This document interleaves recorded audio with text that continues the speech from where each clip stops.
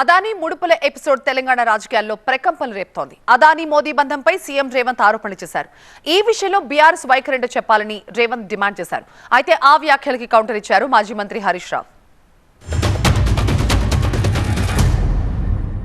ఈ రోజు ప్రధానమంత్రి జేపీసీ అయ్యమంటే తప్పించుకొని తిరుగుతున్నాడు. పార్లమెంటు నడుపుతలేడు. పార్లమెంట్ లో రాజ్యసభలో నీ ఎంపీల విధానం ఏందో నువ్వు చెప్పు చంద్రశేఖర్ రావు గారు.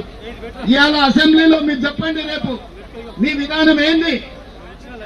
భారతదేశ పరువు ప్రతిష్టను ప్రపంచ దేశాల ముందు మంట కలిపిన అదానీని శిక్షించాలా వద్దా?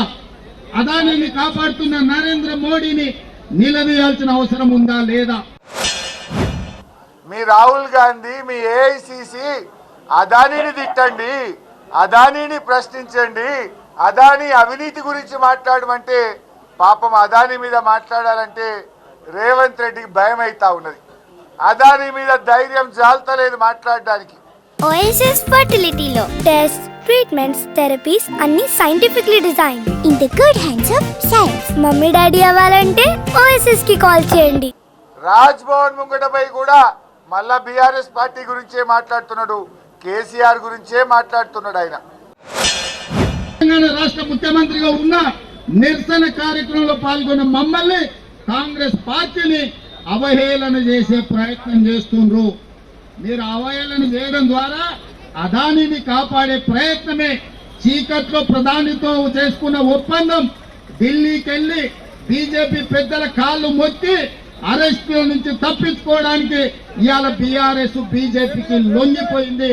దాంట్లో భాగంగానే అదాని అవినీతి మీద ఇవాళ బీఆర్ఎస్ వాళ్ళు మాట్లాడతలేరు.